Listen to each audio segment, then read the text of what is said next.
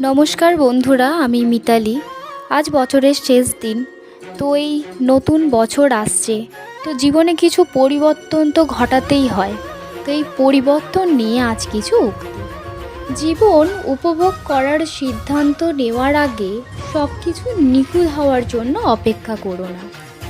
যখন একজন ব্যক্তি সত্যি কিছু কামনা করে, তখন সমস্ত মহাবিশ্ব সেই ব্যক্তিকে তার স্বপ্ন বাস্তবায়নের সাহায্য করার জন্য ষড়যন্ত্র করে।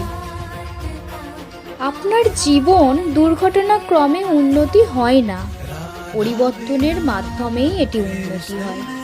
আমাদের অবশ্যই সীমিত হতাশা মেনে নিতে হবে, কিন্তু আমাদের কখনোই অসীম আশা হারানো উচিত নয়।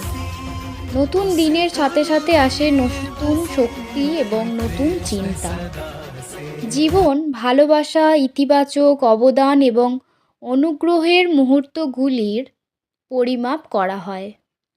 নমস্কার বন্ধুরা, আজ এইটুখানি। সবাই ভালো থাকুন, সুস্থ থাকুন। নতুন বছরে অনেক অনেক শুভেচ্ছা রইল। Happy new year.